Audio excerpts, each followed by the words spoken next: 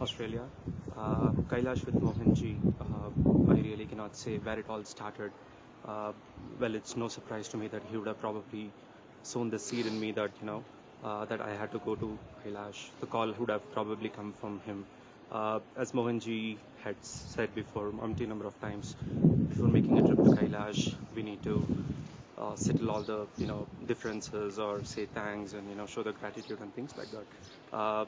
It happened so that he took care of everything, like starting from a family reunion after like 7 odd years to saying sorry to closest friends whom you had betrayed 15 years ago in dreams. Well, it can't be explained in words as to how one feels when such thing happens. Kailash with Mohanji, I still haven't come in terms of what has actually happened, be it the inner shift or the outer shift, but doesn't really matter. One thing that has been very clear, or it's very apparent at this point in time, is the word I is shed completely. Uh, Before coming to parikrama or before starting this Kailash trip, there were huge changes in life, like job last and getting a job in like matter of 4 days, to wife feeling unwell for a month and suffering with pain and taking painkillers almost every day. So it prepared us mentally, like you don't need to be fully prepared. Like he took care of every single thing. The only thing that helped us was complete surrender and acceptance that things are going to be this way. Just living with Mohanji's words that we got to go with the flow and not get bogged down by the situations or the things that just happens to you, because it's totally not under your control anyway. So coming back to Kailash, yeah, the Manasarovar dip, I should probably call it out. We just don't know what happened. Started crying, loud, and yeah, you could see in Mohanji's eyes that he was totally in an expanded state. He was completely merged with Shiva. Uh, Fortunately, we had a chance to do parikrama of Mohanji first, because to me, he was Kailash.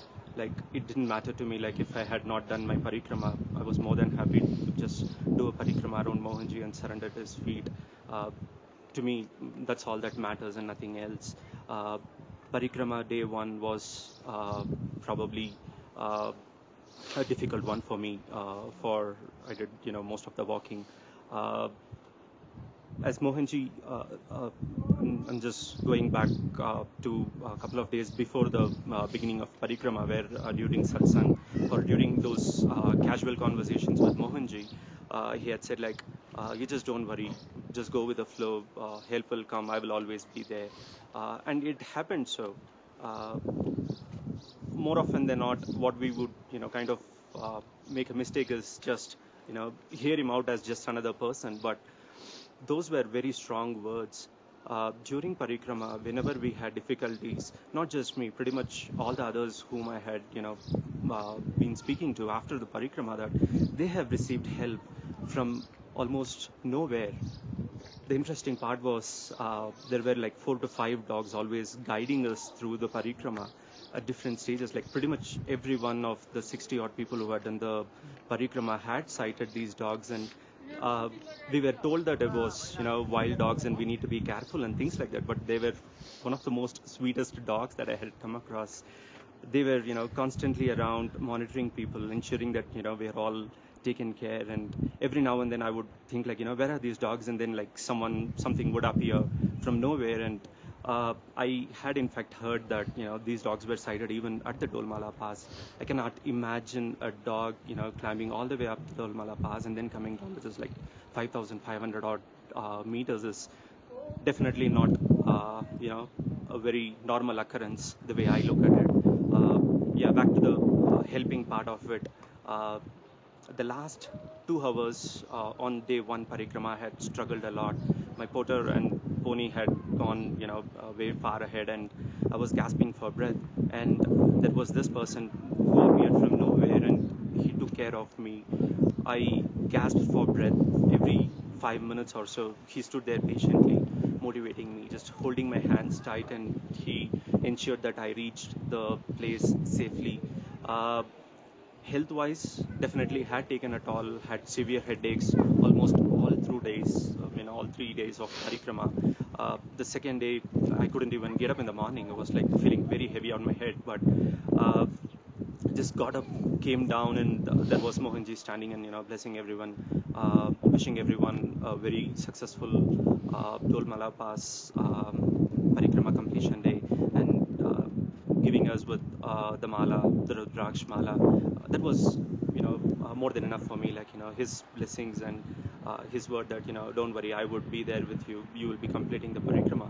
That was more than enough for me to kind of give me a motivation that he was there at every single point where I felt it was very difficult for me to walk.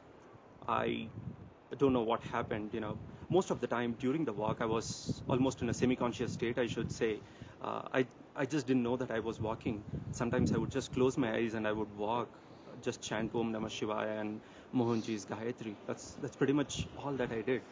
And that's the reason I, probably connected to the first point that I made, that, the word I had completely vanished, because I know that I, as an individual, cannot accomplish such a feat without His grace, His blessings, His support, His care, His presence, that it would have just not been possible. It's not something an ordinary human can undertake. It requires grace, blessings, and above all, you need faith and complete surrender to the grace, and let the grace take over.